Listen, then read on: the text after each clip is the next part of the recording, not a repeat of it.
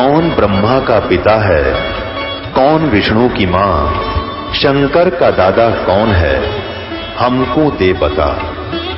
ये जानने के लिए कृपया सुनिए। जगत गुरु तत्वदर्शी संत रामपाल जी महाराज के अमृत वचन सर्व पवित्र धर्मों के पवित्र शास्त्रों के आधार पर।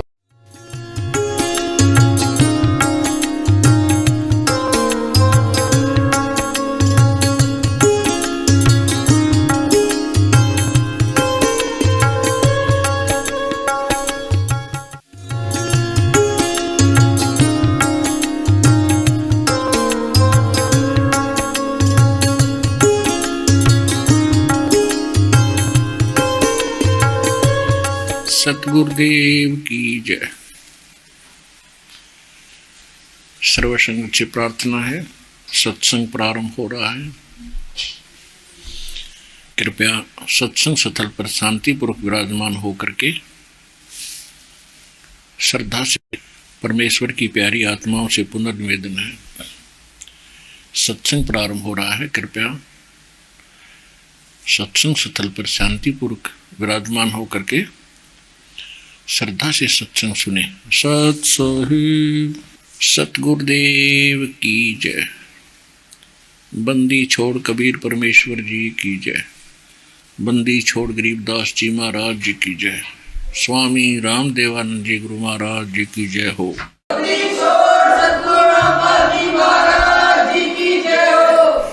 गरीब नमो नमो सतपुरुष को नमस्कार गुरु के नहीं। सुर नर मुनि जन साधुआं संतों सर्वस्ती नहीं। सतगुरु साहिब संत सब डंडो तुम प्रणाम। आगे पीछे मध्य हुए तिनको जा कुर्बान। नराकार निर्विषम काल जाल वैभंजनम निर्लेपम निज निर्गुणम अकल अनुवेशुंदनम। सोहम सुरति समाप्तम सकल समाना निर्तलय। उज्ज्वल हिरंबर हरदमम बेपरवा अथा है वार पार निमज्जतम।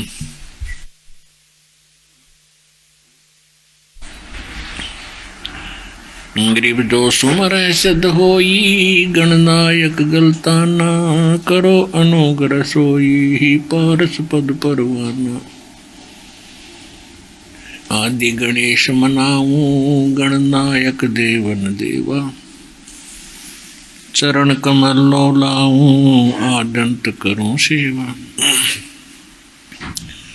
परम शक्ति संगीतम रिधि सिद्धि दाता सोही। अवगत गुण अतीतम सत पुरुष निर्मोही। जगदम्बा जगदीशम मंगल रूप मुरारी। तन मन अर्पों शीशम भक्ति मुक्ति भंडारी। सुर नर मुनि जन ध्यावे ब्रह्मा विष्णु महेश। शेष शेष मुख गावे पूजे आदि गणेश। इंद्र कुबेर सरीखा वरुण धर्म राय ध्यावे। समर्थ जीवन जी का मन इच्छा फल पावे। 33 कोटि अधारा ध्यावे शेष 88। उतरे बहुजल पारा कट है यम की फांसी। 33 कोटि अधारा दावे से 88। उतरे बहुजल पारा कट है यम की फांसी। कर जोरूं विनती करूं दरों चरण पर शीश।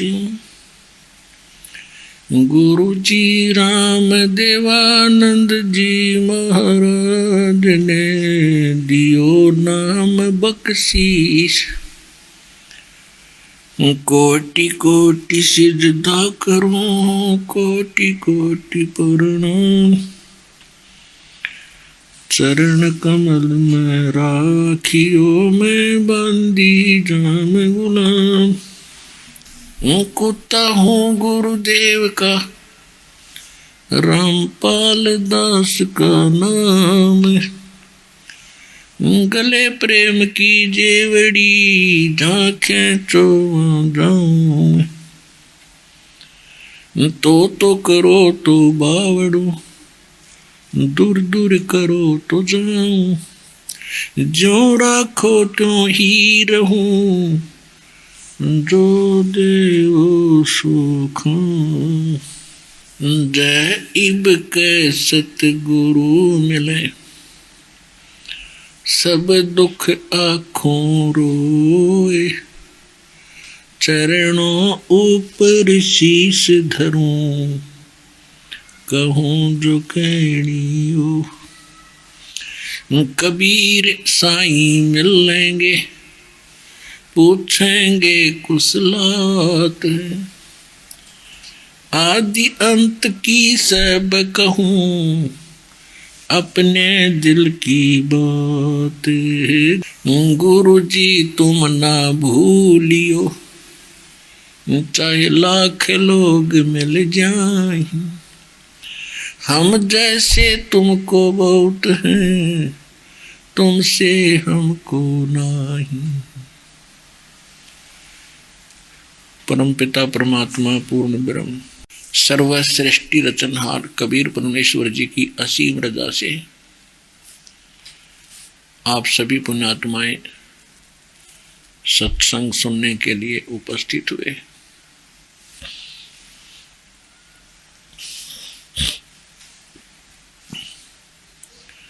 सत्संग सुनने से प्राणी को अपनी जानकारी होती है कि मैं कौन हूँ, मनुष्य शरीर हमें क्यों मिला है, इसके अंदर इतनी सुविधाएं क्यों प्राप्त है, जबकि अन्य प्राणियों को ये सुविधाएं नहीं है। तो सत्संग के अंदर वो यथार्थ ज्ञान दिया जाता है और वो ज्ञान जो सत्संग होता है वो ज्ञान भगवान का बताया ही होता है। जो गॉड गिवन ज्ञान नहीं है वो सत्संग नहीं होता। परमात्मा ने 600 वर्ष पहले इस कलयुग में स्वयं आकर के ज्ञान बताया था। उसको वेदों में सच्चिदानंद घनब्रह्म की वाणी कही है, कबीर वाणी लिखा है कि वो परमात्मा स्वयं आकर के अपने मुख कमल से ऊंचे सुर में आवाज लगा लगा कर कवियों की तरह आचरण करते हुए वे कवित्व से कवित्व यानी शब्दावलियों के माध्यम से दोहों के माध्यम से वो परमात्मा अपना ज्ञान अब बोल के सुनाता है। वो यथार्थ ज्ञान होता है और जो संत उस ज्ञान के आधार से सत्संग करता है वो सत्संग होता है और वो ज्ञान सतगुरु के पास ही हो सकता है, अन्य के पास नहीं हो सकता। तो ये ज्ञान वर्तमान में इस दास के अतिरिक्त और किसी के पास नहीं है, क्योंकि ये कहना अनिवार्य हो गया दास के लिए कि जो बुद्धिमान है वो तो स्वीकार करेंगे और जिनको थोड़ा सा अच्छा नहीं लगेगा वो गहराई से जांचेंगे ऐसा क्यों बोला। तो पुण्यात्माओं, आपको सत्संग मिला है, आपको सतगुरु भी मिले हैं, आपको मानुष जन्म भी प्राप्त है, इसको सफल करना भी है। तो परमात्मा ने स्वयं आकर ज्ञान कराया है। जिस दिन सतगुरु भेटियो सो दिन लिख जान, बाकी समय व्यर्थ गयो बिना गुरु के नाम। फिर क्या बताते हैं,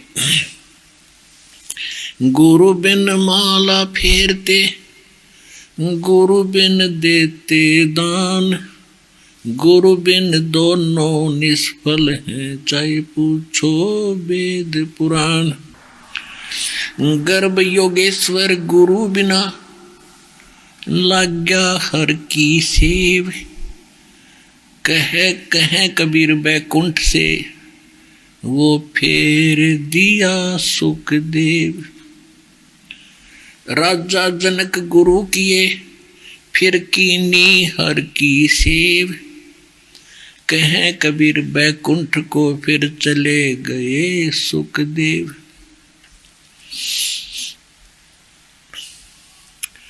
कबीर राम कृष्ण से कौन बड़ो,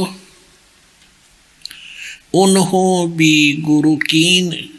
तीन लोक के वे धनी, गुरु आगे आदीन। परमात्मा अपनी प्यारी आत्माओं को यथार्थ ज्ञान स्वयं ही बताते हुए कह रहे हैं कि इस मानव शरीर प्राप्त करके जीव को भक्ति अवश्य करनी चाहिए।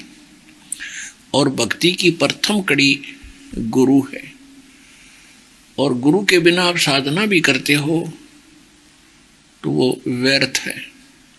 फिर प्रमाण देते हैं कि आप श्री राम श्री कृष्ण जी को तो बहुत शक्तिशाली, जैसा भी आपने लोक वेद सुन रखा है उसके आधार से उसको समर्थ मानते हो, और तुम्हारे समर्थों ने भी गुरु धारण किया। फिर आप इस बात से अपना आइडिया लगा लेना, फिर आपकी क्या स्थिति है। यदि बगैर नाम गुरु के आप भक्ति कर रहे हो तो आप भूले हो।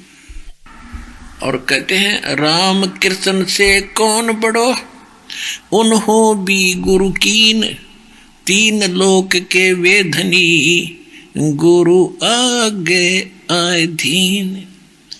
यानी गुरु बनावे और फिर परंपरा से, शिष्टाचार से, मर्यादा से, विनम्र भाव से उनके समक्ष पेश हो तो वो तीन लोग के जो यहाँ के धनी माने जाते हैं, इन्होंने भी गुरु किए। श्री रामचंद्र जी ने वशिष्ठ गुरु किया और श्री कृष्ण जी ने दुर्वासा जी को गुरु बनाया। और कहते हैं वो भी उनके सामने नतमस्तक हुआ करते थे। गुरु जी जो आज्ञा दे दी फाइनल माना करते थे। यानी फिर मर्यादा भी अनिवार्य है। अब यहाँ आपको थोड़ी शंका उत्पन्न होगी कि हमने तो सुना है कि श्री कृष्ण जी के संदीपनी गुरु थे, तो यही ज्ञान का टोटा आज तक हमें दुखी कर रहा था। श्री संदीपनी जी तो श्री कृष्ण जी को अक्सर ज्ञान कराने वाले टीचर थे और श्री दुर्वासा जी उनके आध्यात्मिक गुरु थे। तो कहने का भाव ये है कि अब आपको तत्व ज्ञान प्राप्त हो रहा है, इसमें आपको सभी जानकारी दी जाएगी और जो यथार्थ होगी, जो आज तक आपने सुनी भी नहीं होगी। क्योंकि आपने सुना क्या था, हमें ज्ञान तो प्राप्त था ही नहीं, कोरे अज्ञान से भरे थे। और उस अज्ञान को निकालकर और मालिक का ज्ञान समाना, यही डिफिकल्टी आ रही है। तो अब बुद्धिमान बनाया आपको, शिक्षित बनाया आपको, अक्षर ज्ञान युक्त किया आपको, ताकि आसानी से आप उस अज्ञान को त्याग कर ज्ञान ग्रहण कर सकें, इस योग बना दिया। अब ये बात बनेगी, अभी तक तो यह भूल पड़ी रही थी। और फिर क्या बताया है कि झूठे गुरु के आश्रय कदे न उदरे जीव, सच्चा पुरुष कबीर है आदि परम गुरु पीव। फिर परमात्मा कहते हैं सतगुरु पुरुष कबीर हैं ये चारों युग परवान, ये झूठे गुरुआ मर गए वही हो गए भूत मसान।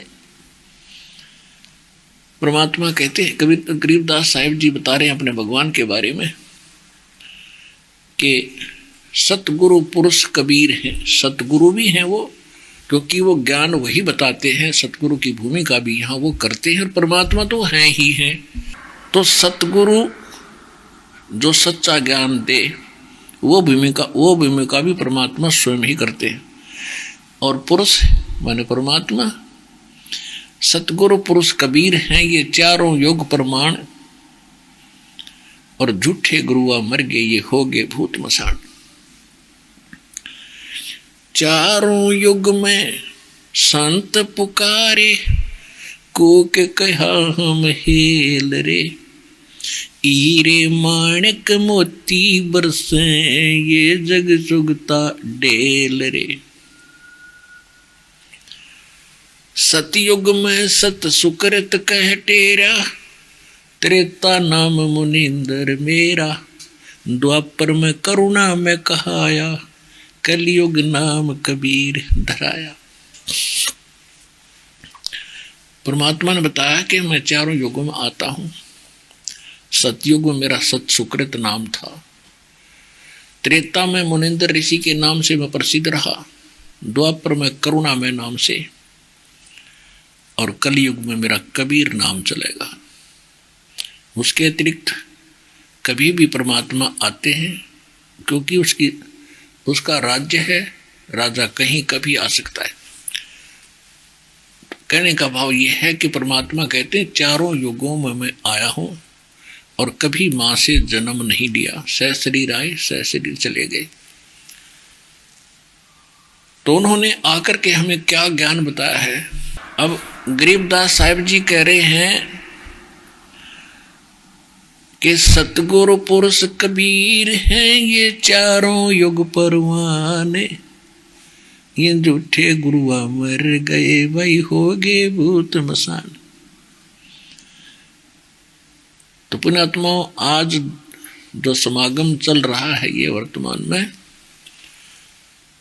ये उस शुभ दिन के उपलक्ष्य में है जिस दिन मुझ दास का आध्यात्मिक जन्म हुआ। मुझे परम पूज्य मेरे पूज्य गुरुदेव जी स्वामी रामानंद जी से दास को एक नाम की भीख प्राप्त हुई, भिक्षा मिली दास को।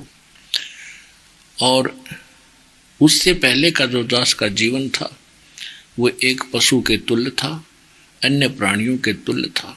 बच्चों का पालना, पैदा करना, उनके अंदर ममता मोह बने रहना, ये पशु पक्षी जैसा ही मेरा कर्म था। और जिस दिन से ये नाम प्राप्त हुआ, नाम कोई वैसी वस्तु नहीं होती। संत के वचन में एक शक्ति होती है जो नाम देते समय अपनी उस पावर को भी साथ देता है। नाम तभी वो स्टार्ट होती है आपके अंदर भक्ति। वैसे ये उग नहीं सकती भक्ति। असंग जन्म हो गए, पता नहीं कितने दिन हो गए हमने धक्के खाते हैं, लेकिन मोक्ष होगा नाम के फिर जाप से। ये तो एक बीज बो दिया आपके अंतःकरण में, और समर्थ के बिना ये स्थापना हो नहीं सकती। तो कहने का भाव ये है कि इस दास को पूज्य गुरुदेव जी से उपदेश मिला 17 फरवरी 1988, अमावस्या का दिन था उस दिन। तो ये अमावस्या और फिर फाल्गुन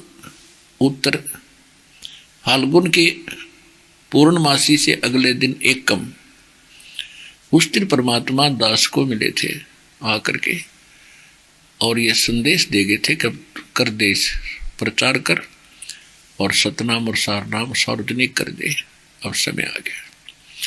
तो आज ये इस दोनों उसी उपलक्ष्य में ये मनाए जा रहे हैं। अमावस्या भी है, नेक्स्ट डे को वो एकम है, प्रथमा है। तो कहने का भाव ये है, पुण्यात्माओं परमात्मा ने मेहर करी, हम भटके हुओं को मार्ग दिया।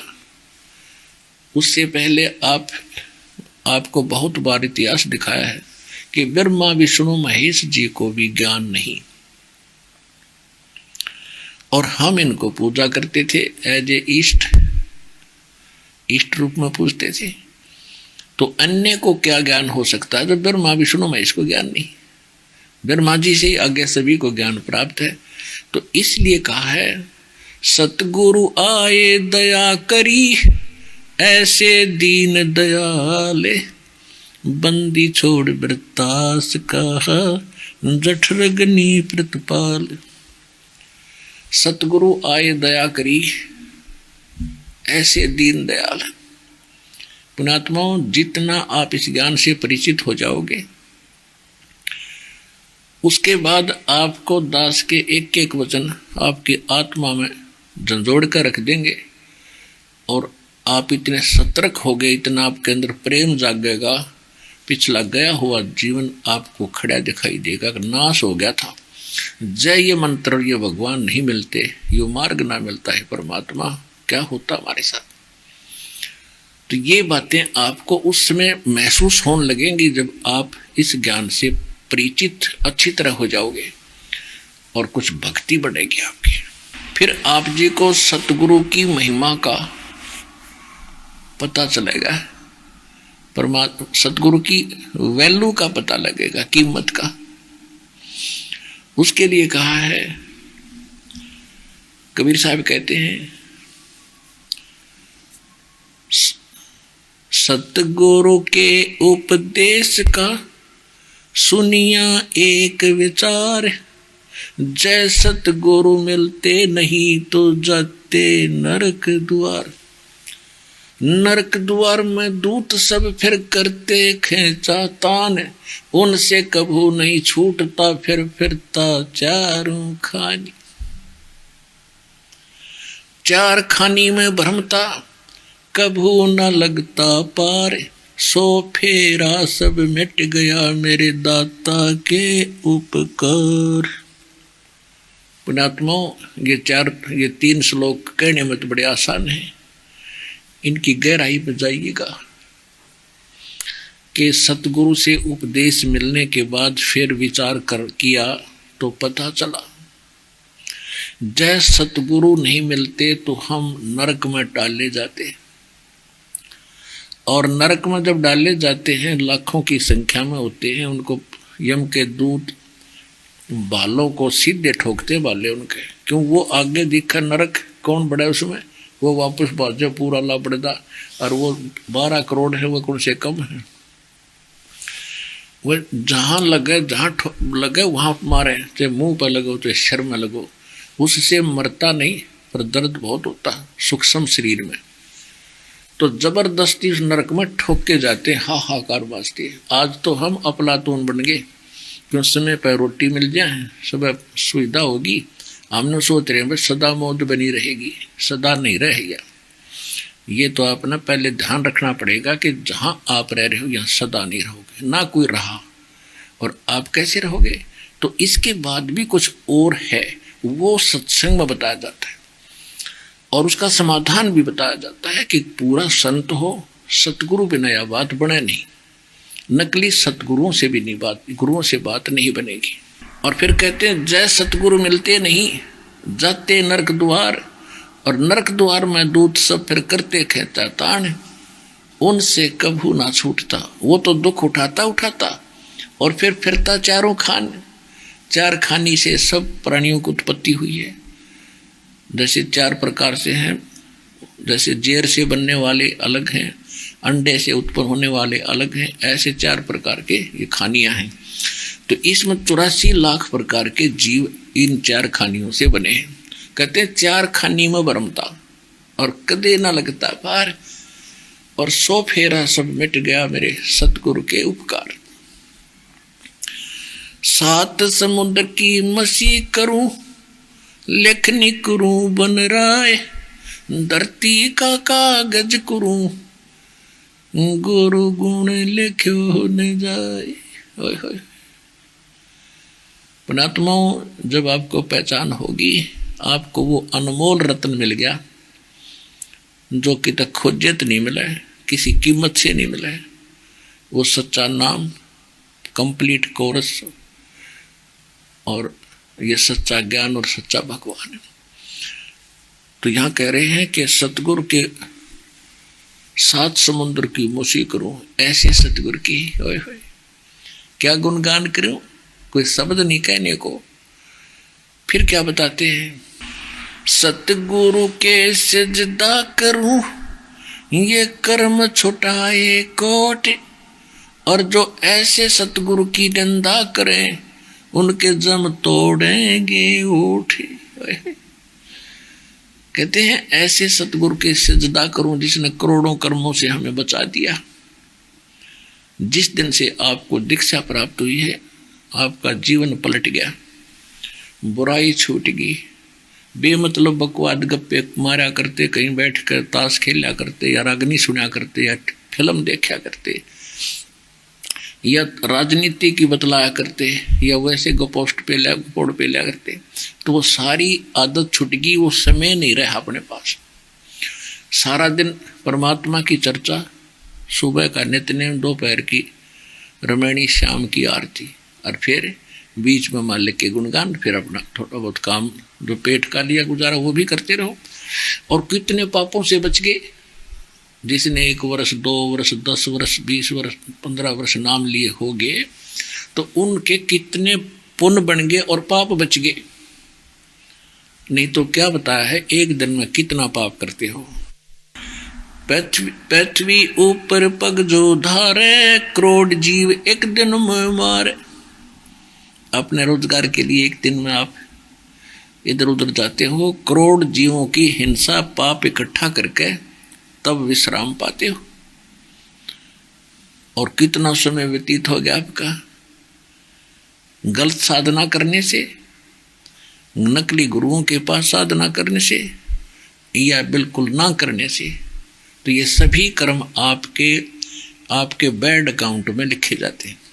और जब सतगुरु मिल जाते हैं तो फिर उनको अनजानपने में हुए पापों का या कर्म में हो रहे पापों का वो पाप नहीं लगता, उसका दोष नहीं होता।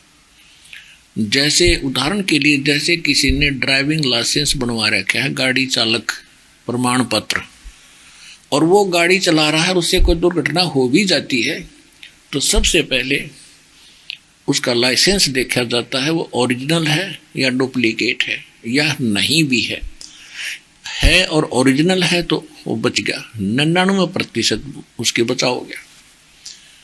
ये है कि ट्रेंड आदमी है, कोई और डिफेक्ट के कारण एक्सीडेंट हुआ होगा। और जिसके पास लाइसेंस नहीं है और लाइसेंस है तो डुप्लीकेट है, उस व्यक्ति की सीधी सजा होगी।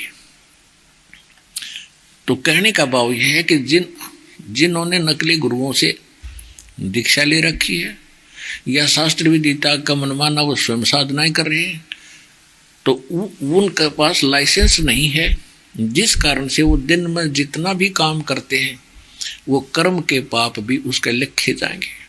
और जब आप पूरे गुरु की शरण में आ जाते हो तो आपकी व्यवसाय के जो कर्म है, जैसे मजदूर कस्सी चलाता है, उसका उद्देश्य वह जीव मारना नहीं है, वो तो उसका कर्म है, माटी खोद कर डालनी है। ऐसे किसान हल जोतता है तो उसका उद्देश्य वो मारना नहीं था जीव। और नाम लेने के बाद तो और ज्यादा विनम्रता आती है, बहुत बचकर चलता है इंसान। तो वो व्यवसाय वश जो कर्म हो रहे हैं वो अब आपको नहीं लगेंगे। इच्छा कर मारे नहीं और बिन इच्छा मर जा, कह कबीरदास का फिर पाप नहीं लगे। किसको? जिसने सतगुरु मिल गए। और जिनने सतगुरु नहीं मिले या नकली गुरुओं के पास है, उनके लिए बता रहे हैं। कहते हैं पृथ्वी ऊपर पग जो धारे, करोड़ जीव एक दिन में मारे। सत्य ब्राह्मण की है हत्या, जो चौंका तुम देवो नित्या। ब्राह्मण सेंस हत्या जो होई, जल स्नान करत हो जोई। अब बिना नाम के, बिना पूरे संत के उपदेश लिए व्यक्ति को ये सभी पाप लगेंगे। प्रतिदिन आप लिपा पोती करते हो, पोछा लगाते हो, फिनाइल डालते हो, तो उसमें जितने भी जीव मरते हैं वो आपके बैड अकाउंट में लिखे जाएंगे, जिनके पास ये लाइसेंस नहीं है, पूरे संत का उपदेश प्राप्त नहीं है। और जिन्होंने ये उपदेश प्राप्त है फिर उनको नहीं लगेंगे। ये फाइनल समझ लेना। उसके पश्चात भी किसी कारण से कोई हो जाता है दिक्कत, जानबूझ के नहीं अनजानपने में हो जाती है, तो उसके लिए हम प्रतिदिन सत्संग सुनते हैं, आत्मा का मैल उससे भी कम होता है, और मंत्र जाप करते हैं। तो कहने का भाव ये है कि इन नकली गुरुओं के पास और जिनके गुरु कति नहीं है तो नकली है, तो दोनों के दोनों अपना जीवन नाश कर जाते हैं। एक थोड़ा सा उदाहरण दिखाते हैं, प्रमाण दिखाते हैं। सतगुरु पुरुष कबीर हैं ये चारों युग परमाणे, ये झूठे गुरुआ मर गए भाई हो गए बहुत मसाने।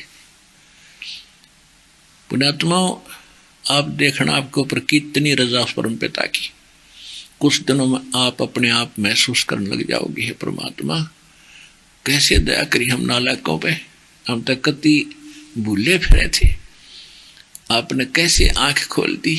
हम तो फाइनल मान चुके थे कि ये संत सही है, ये ज्ञान ठीक है, हम साधना करते बिल्कुल ओके है, क्योंकि हजारों वर्षों से हम यही सुनते और करते देखते आए हैं।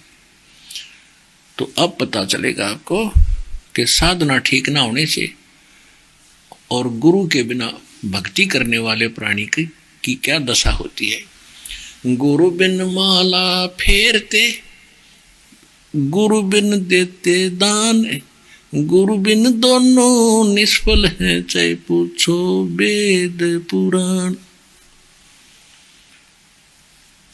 और इस तीन लोक के गुरु भी हों,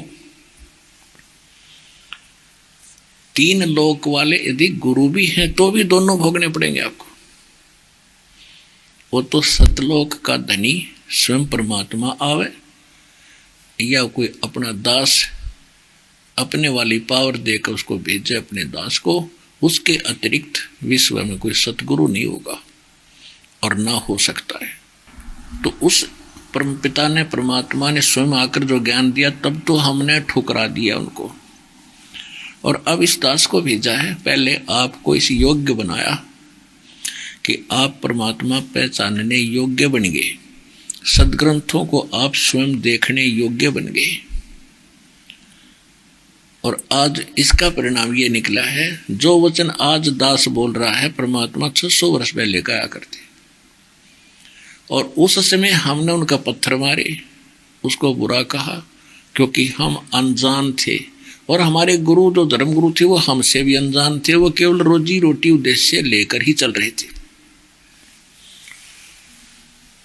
तो अब परमात्मा ने वो दया करनी थी, क्योंकि उनका वचन था कि कलयुग जो 5500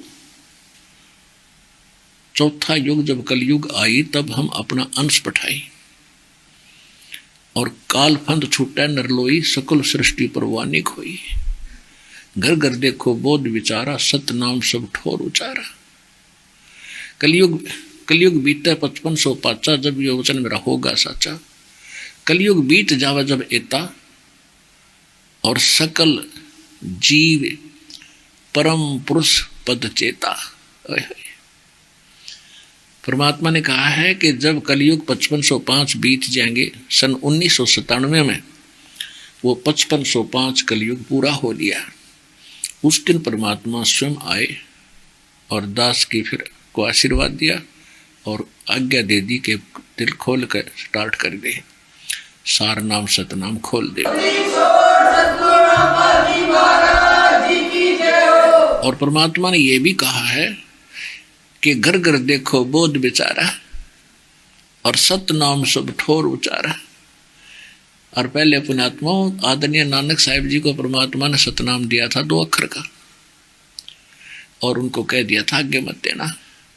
धर्मदास जी को दिया था 2 अक्षर का मंत्र सतनाम, धर्मदास मेरी लाख दुहाई, ये सतनाम अभी बाहर न जाई।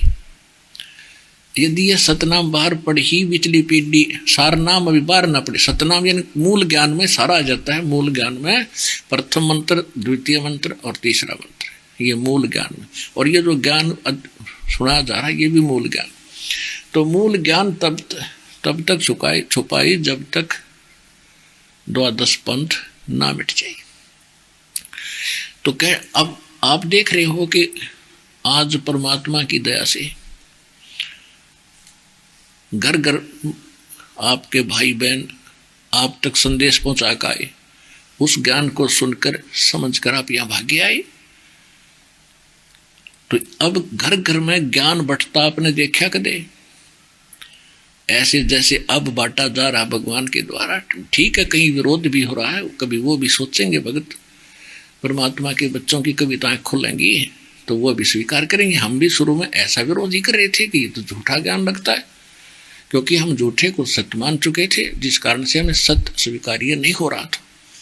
तो अब आप देख रहे हो, घर घर देखो बोध विचारा, बोध माने ज्ञान की चर्चा घर घर में होगी, और सतनाम सब ठोर उचारा, सबको सतनाम दिया जाएगा, खुले दिल से दिया जाएगा, क्योंकि इन सब नकलियों का पता ही लग गया क्या नाम देते थे।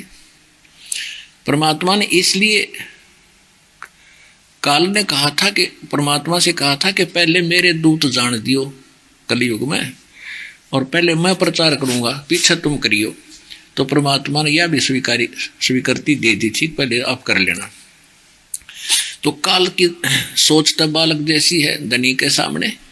उसने ये सोचा था कि मैं इतना कंडम कर दूंगा इन कलयुग में सभी प्राणियों को, और नाना प्रकार की भक्ति, नाना प्रकार की बकवाद शुरू करवा दूंगा, फिर विकारी बना दूंगा, और मेरे दूत जाकर सबको अपनी ग्रिप में कर लेंगे। आप देख रहे हो नकली पंथ, राधा स्वामी पंथ, सच्चा सौदा सरसावड़ा का पंथ, निरंकारी पंथ, और करोड़ों की संख्या में ये भगवान, अरे कैखे इनके पास ज्ञान का, ये परमात्मा। तो ये काल का सुनियोजित जाल था। तो परमात्मा को पता था कि जब मेरा दास जाएगा तब तक ये सब कुछ जो इन्हें कहना सुनना सारी कह सुन लेंगे, इनकी बुक पुस्तक अनुभव की बन चुकी होंगी,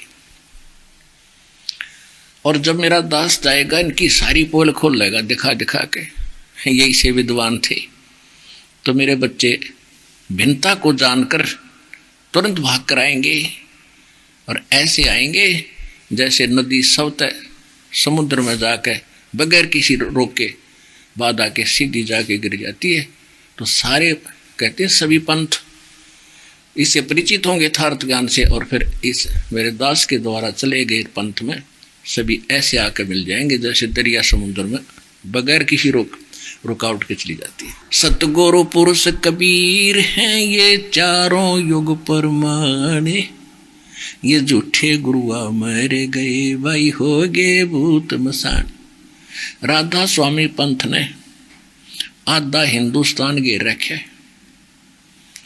उसी की ब्रांच है जय गुरुदेव मथुरा वाला, उसी की ब्रांच है सच्चा सौदा सिरसा बेगू रोड पे, और उसी की ब्रांच है जगमालवाड़ी में धन धन सतगुरु तेरा ही आसरा उनका एक नारा है, और उसी की ब्रांच है सावन कृपाल मिशन दिल्ली में, उसी की ब्रांच है ठाकुर सिंह, उसी की ब्रांच है दिनोद के अंदर ताराचंद वाला, उस एक के कुएं का पानी है। तो एक की जड़ दिखा दूंगा, आपने अंडरस्टूड हो जाएगा ये कहाँ जाएंगे, औरों का क्या होगा। तो ये सब काल के पंथ हैं, काल का चलाया पंथ है ये। और निरंकारी देख लो, सिरने पैर कहते भगवान का क्या देख, पहले भगवान को देखो और फिर नाम लो।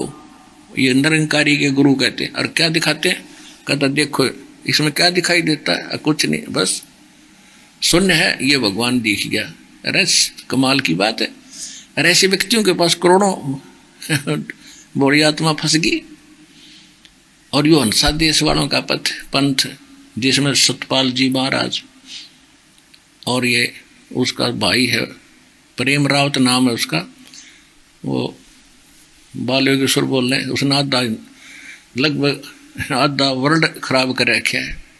और कह का पता नहीं, 4 क्रिया बताते हैं, तालू को ऊपर जीभ ला ले, कान बंद करके आवाज़ सुन ले, आंख बंद करके प्रकाश देख ले, खा खाइए, बड़का खिलौने बना रखे, मूर्ख बना दिया, अपना जीवन नाश कर बोली श्रद्धालुओं को डबो दिया, इनको संत मान रखे है। आज थोड़ी सी देर में सारे का दाड़ा दे देता हूँ आपको। ये किसे विद्वान थे और किसे ये संत थे, और क्या इनकी स्थिति हुई, क्या हालत हुई, देखिएगा। पहले तो आपको थोड़ा सा इनकी जीवनी दिखाता हूँ। राधा स्वामी पंथ का प्रवर्तक कौन था। इसके प्रवर्तक हैं श्री शिवदयाल सिंह जी। आगरा से ये चला है, और आगरा के अंदर उनका मकान था पन्नी गली में। और उसी से एक जयमल सिंह, श्री जयमल सिंह जी एक मिलिट्री मैन था, फौजी था, वो उनके संपर्क में आ गया, क्योंकि भगवान की तरफ में आत्मा सभी भटक रही है। वो शिवदयाल जी का टकर गया, उस समय वो एक अज्ञान बर दिया। शिवदयाल जी की मृत्यु होगी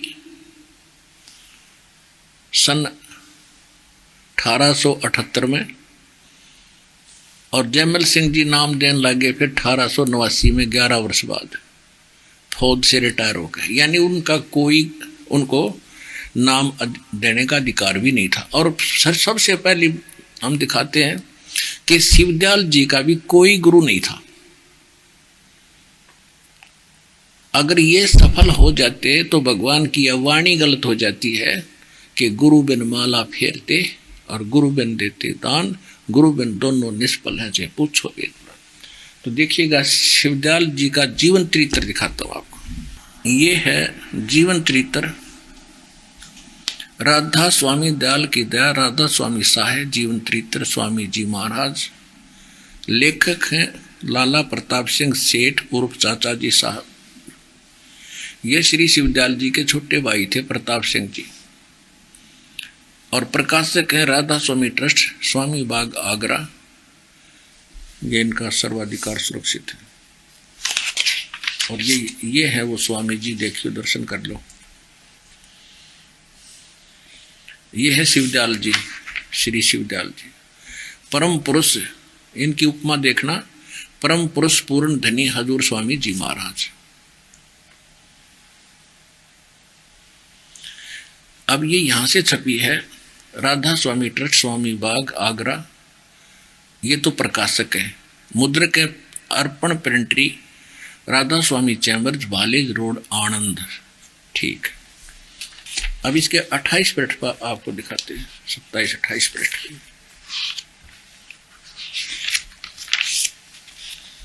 ये 28 पृष्ठ है। स्वामी जी महाराज का कोई गुरु नहीं था और न ही किसी से उन्होंने परमार्थ का उपदेश लिया था। अब इनका कोई गुरु नहीं था, तो परमात्मा कहते हैं गुरु बिन माला फेरते, गुरु बिन देते दान और गुरु बिन दोनों निष्फल है। तो पूछो वेद पुराण। इन्होंने खूब हठ योग किया, एक कमरे में बैठ के कान बंद कर और खूब शब्द सुरत कहे। इसने शब्द सुरत, इन्हें कभी ना पता शब्द और सुरत होती क्या है। डले डोए ये 17 वर्ष इन्हें एक बंद कोठड़े में बैठ के साधना की। ऋषियों ने हजारों वर्ष कर ली, कुछ ना पाया उनको। अगर ये साधना से मिलना होता जिसे पहले खोज लेते वो। ये तो 17 वर्ष के लिए हजारों वर्ष डले डोए। नाम से मोक्ष होगा और नाम पूरे गुरु से प्राप्त हो और फिर साधना करे, तब जीव मुक्त होगा। इनके पास ना मंत्र ना ज्ञान और न इनके कोई गुरु थे, तो इनकी दुर्गति होनी ही होनी थी। तो ये क्या बने, ये प्रेत बने और अपनी शिष्या बुक्की के अंदर आकर फिर दोबारा हुक्का पीने लगे। हुक्का पहले पिया करते। अब देखिएगा, अब हम आगे इसी के पृष्ठ 78 पे, 78 पृष्ठ पे।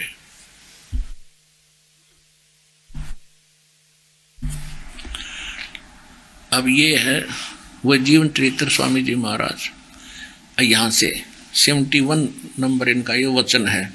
अब बुक्की जी का की जो शिब्बो जी की छोटी बहन थी, थोड़ा सा हाल लिखा जाता है।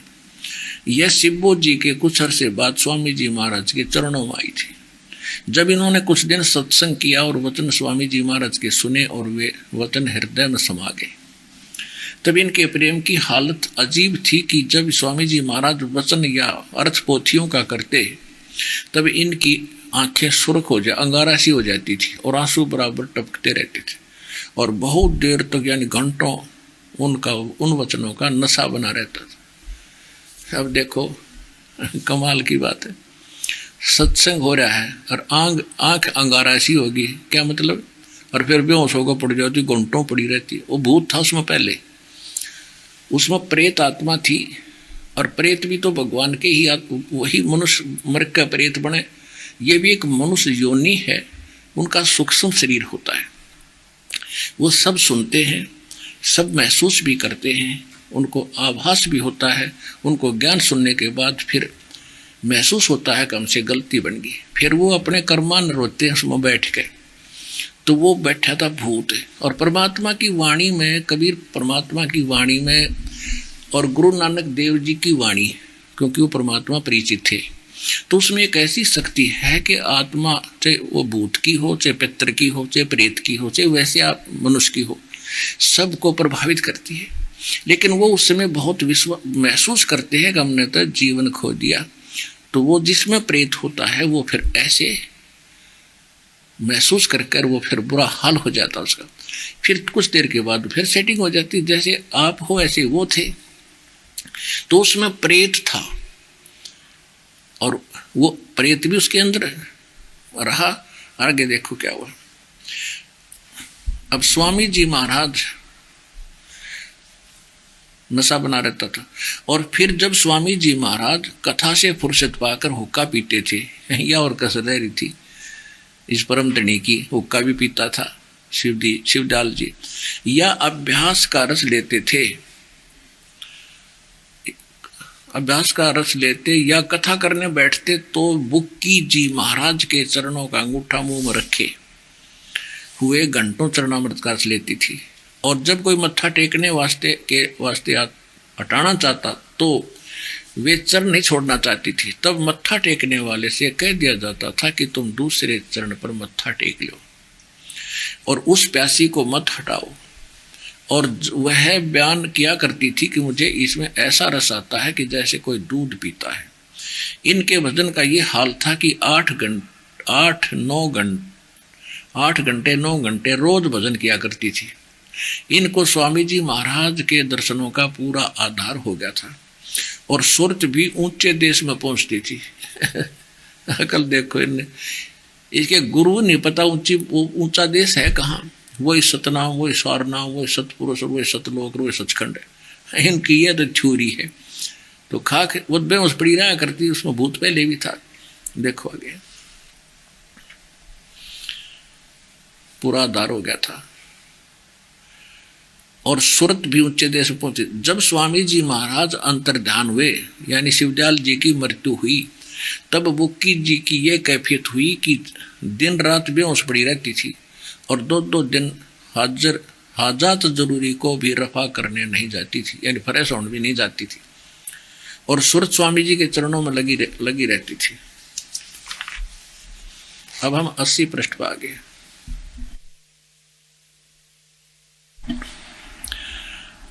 करीब 1.5 महीने यही हाल रहा। सबको खौफ हुआ कि शायद इनकी देह छूट जावे। तब स्वामी जी महाराज ने इनको दर्शन दिए और फरमाया कि जिस तरह तुम सेवा पेशतर यानी पहले किया करती थी, उसी तरह से सेवा करो। फिर उसी रोज से बुक्की भोग भी तैयार करती थी। और लेखक कहता है, उसका छोटा भाई शिवदयाल जी का, कि मेरे पन्नी गले के मकान पर पहले के दस्तूर के माफिक पलंग बिछाती हुक्का भरती थी, और वह पलंग अभी तक बिछा रहता है। गरज की जिस तरह से पेशतर सेवा कर किया करती थी, उसी तरह से कुल काम करने लगी।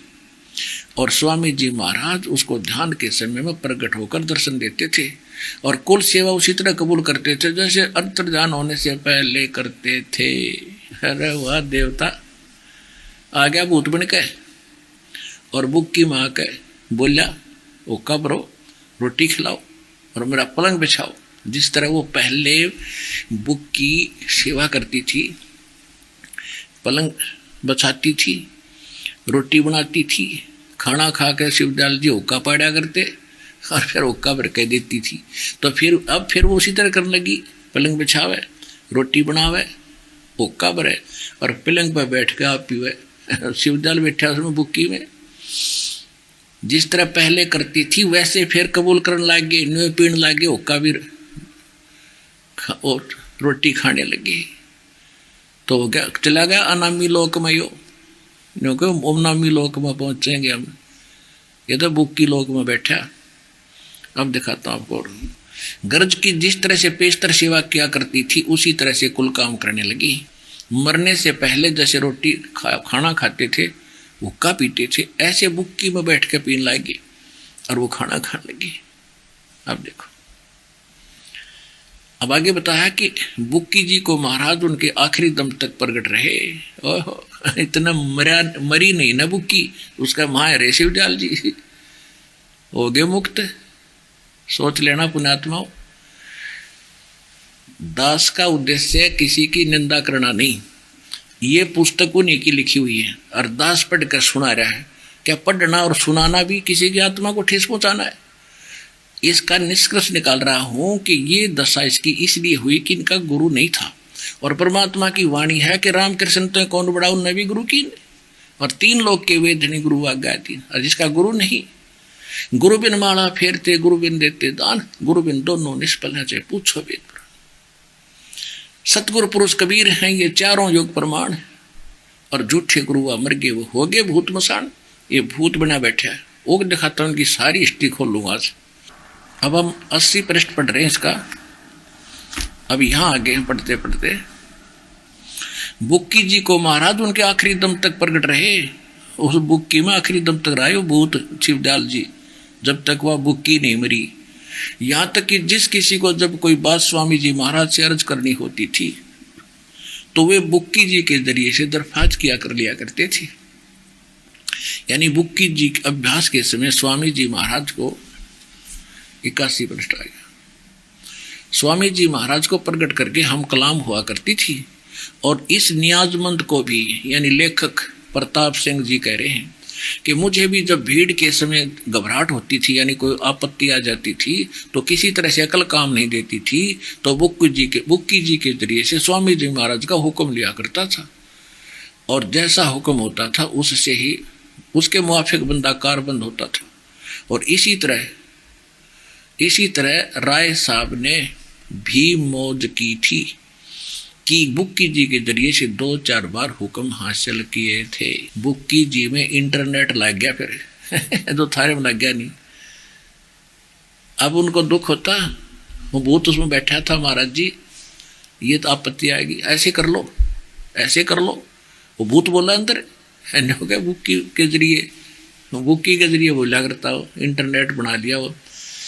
ये फूट के भागिन के जो नकलियां का फंस के बैठ के पुण्यात्मा सत्कर मान लेना। धन्य आपके माता पिता जिनसे जन्म हुआ, आपको ये अनमोल ज्ञान मिल गया, आपकी जान बची वहां से और आगे ठीक ठिकाने पे।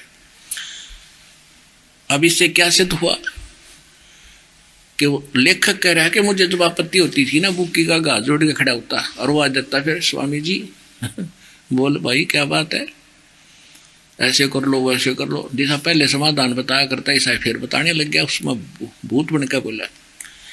एक भक्त बता रहा था जी,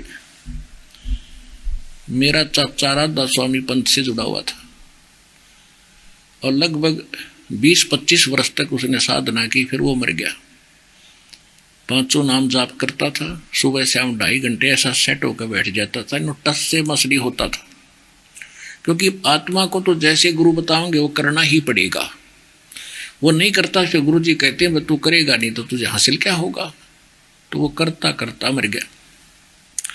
उसकी मृत्यु के उपरांत वो प्रेत बनकर अपने पुत्र वधू में आ गया, लड़के की पत्नी में। और वो ओक्का बीड़ी पीना तीन का दादा लाई है, कोई आंट नहीं कोई पियो। तो पहले ओक्का पिया कर बीड़ी भी पीता था, हुक्का पीता था। तो पहले वह पत्नी उस लड़के की बहू हुक्का बीड़ी नहीं पीती थी और वो चाचा प्रवेश हो गया और वो फिर बीड़ी पीने लगी। और फिर वो कहे कि मुझे चूरमा बनाओ, चूरमे का लाड़ा था बगड़ा। तो फिर उसके बाद वो घंटों पड़ी रहती, कोई काम नहीं करती, झाड़े फूक भी लगवाए। उन्होंने बताया कि तुम्हारा चाचा, वो खुद बोला मैं तुम्हारा चाचा हूँ भाई। सब जगह धक्के खा लिए थे। फिर किसी ने बताया कि ऐसे ऐसे आप वहाँ जाओ, राधा स्वामी वालों का वहाँ है इलाज इन भूतों का। तो फिर वो यहाँ आए दीक्षा ली। कहते जब पीछा छूटे उस चाचा भूत थे और न सामने बोलता कि तुम खेत में नहीं गए आज, और तुम्हारा पानी का नंबर था वहाँ कैसे क्यों नहीं गए, हैं नाश करोगे। और वो सारी कहता है एक आधी बार उसने ऐसी बात भी बताई जो हमारे ठीक लगी, लेकिन दुखी गणे कर दिए। बीड़ी पीवे काम करने दे नहीं, रोज चूरमा कितने ले उसके लिए। तो ये तो होया कि ये भूत बन गया शिवदयाल जी। फाइनल हुई। जब इनका हेड ऑफ द डिपार्टमेंट संचालक ही प्रेत बन गया तो बाकी के बनेंगे, क्या बनेंगे उसी साधना से। अब गणी कहने की जरूरत कोई ना, समझने की आवश्यकता है। जैसे आज आपको दास ने सत्संग में सुनाया कि हमारे जो एथेंटिक रिकॉर्ड है, एथेंटिक सदग्रंथ हैं, मान्य प्रमाणित जो सदग्रंथ है, हमारा आध्यात्मिक जो सिलेबस है, वो पवित्र चारों वेद, पवित्र श्रीमद् भगवत गीता, और सबसे पहले है पवित्र सूक्ष्म वेद जो परमात्मा स्वयं आकर के अपने मुख कमल से ज्ञान देते हैं, वो कबीर वाणी, कबीर साहिब का ज्ञान। तो कबीर साहिब का एक कबीर सागर, परमात्मा ने इतनी वाणी बोल दी, धर्मदास जी लिखे गए कि उसमें से वो रियल मैटर निकालना बालकों का सागर हो गया। समुद्र में से मोती और हीरे तो गोताखोर ला सके। तो इस दास पर दया करी, दास को परमात्मा ने मुर्जीवा बनाया, गोताखोर बनाया, और इस कबीर सागर में से ये हीरे मोती निकाल लिए जो आज आपका बखेर रहा हूं, आपको बांट रहा हूं। इनको मिले नहीं है। और ये राधा स्वामी वाले क्या कहते थे, पहले इनसे डिस्कस हुआ करती, इनके चेलों थे, तो कहते थे कि इन पोथी वेद भी तो किसी ने लिखे हैं, व्यास जी ने, गीता भी तो व्यास जी ने लिखी, वो भी तो इंसान थे, पुराण भी तो इंसान ने लिखी है। देखो अपना संविधान है हिंदुस्तान का, वो श्री भीमराव सिंह जी अंबेडकर जी ने लिखे, और वो विधान बन गया और सबको मान्य है, सरकार की तरफ से मान्यता प्राप्त है। तो कोई ये कहे कि हम अपना विधान हमारे गुरुजी ने बना दिया, हमारे नेता ने, और हम तो इसने मानेंगे, वो भी तो किसी ने लिखा है, तो उसमें कितनी अकल होगी उस इंसान के अंदर जो ऐसी बकवास करता है। तो इनकी ऐसी ही बकवास समझ लेना जो ये कहता है कि वेद भी तो किसी ने लिखे हैं और गीता भी तो किसी ने लिखी है। हमारे परम धनी ने जो बोला है ना ज्ञान, हम तो उसी को विधान मानते हैं, उनका सत्य ज्ञान है। किसने? श्री शिवदयाल जी ने। अब शिवदयाल जी का ज्ञान सुनाता हूं आपको, सुनिए, जानते हैं। ये देखिएगा, एक पुस्तक है सार वचन राधा स्वामी वार्तिक, राधा स्वामी सत्संग व्यास से ये प्रकाशित है। अब सीधा आपको यहां ले चलते हैं, यहां ले आते हैं। ये देखिएगा, प्रकाशक हैं जगदीश चंद्र सेठी, सेक्रेटरी राधा स्वामी सत्संग व्यास, डेरा बाबा जयमल सिंह, पंजाब। ये 16वां संस्करण है। पहला संस्करण 1961 में छपा था। इन्होंने सोचिता जी बना रखी है, 1961 से चली आ रही है। और ये यहां से छपी है, printed in India by Lakshmi offset printer, Delhi. अब भूमिका पढ़िएगा, ये भूमिका है इसकी। भूमिका सार वचन राधा स्वामी वार्तिक हजूर स्वामी जी महाराज यानी शिवदयाल जी के वचनों का संग्रह है। ये वचन सत्संगों तथा अन्य चर्चाओं के दौरान सत्संगियों ने नोट किए थे। स्वामी जी महाराज के परम धाम सिधारने के कुछ वर्ष बाद, परम धाम लिखे ना बोले बुक्की में जाने के बाद, अब ये कह रहे हैं कि परम धाम पहुंचने के बाद, वो तो बुक्की में बैठा रहा जब तक बुक्की ना मेरी। अब देखो, स्वामी जी के परम धाम सिधारने के कुछ वर्ष बाद यानी उसकी मृत्यु के उपरांत इनका संग्रह करके पुस्तक रूप में छपवाया था। सन 1902 में, सन 1902 से चल रहा है ये। सन 1902 में बाबा जयमल सिंह ने पहली बार गुरुमुखी लिपि में बनवाया। देखो, सन 1902 में बाबा जयमल सिंह जी महाराज ने सारवचन राधा स्वामी वार्तिक को पहली बार गुरुमुखी लिपि में छपवाया और प्रस्तुत पुस्तक उसी प्रमुख गुरुमुखी संस्करण के अनुसार है। अब ये देवनागरी लिपि में होगी। इसका हिंदी संस्करण प्रकाशित किया जा रहा है, ये वाला। स्वामी जी महाराज का शुभ नाम सेठ शिवदयाल सिंह जी था। आपने 25 अगस्त सन 1818 में आगरा शहर में जन्म लिया। आपके पिताजी का नाम सेठ दिलवाली सिंह जी था तथा माता जी का नाम महामाया जी था।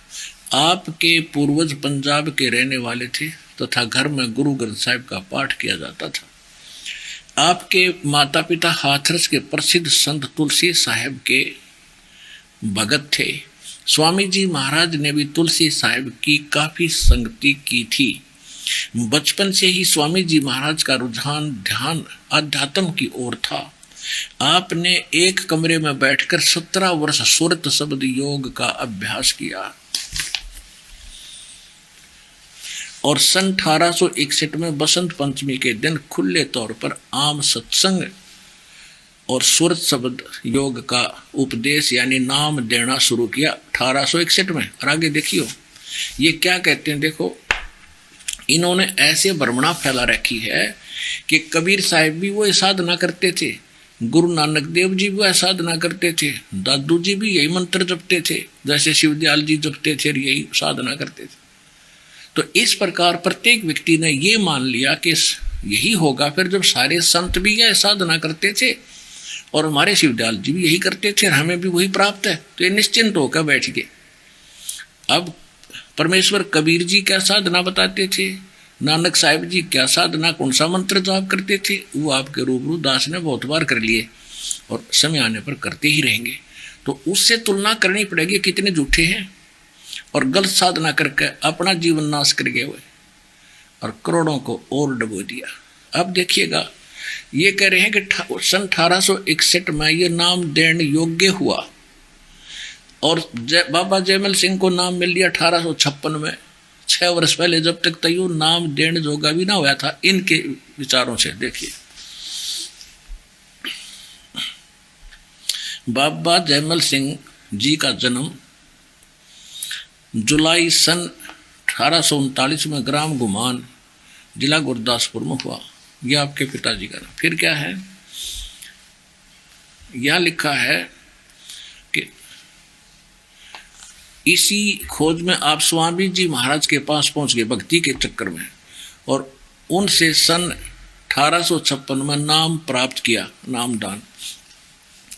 और ये 1861 कहते सन 1861 में बसंत पंचमी के दिन खुले तौर पर आम सत्संग और सुरत शब्द योग का उपदेश शुरू किया। नाम देना 1861 से शुरू किया जब तक ये अंडर ट्रेनिंग था। और 1856 में बाबा जयमल सिंह जी को ये नाम मिल गया। इसी खोज में आप स्वामी जी महाराज के पास आगरा आए और उनसे सन 1856 में नामदान प्राप्त किया।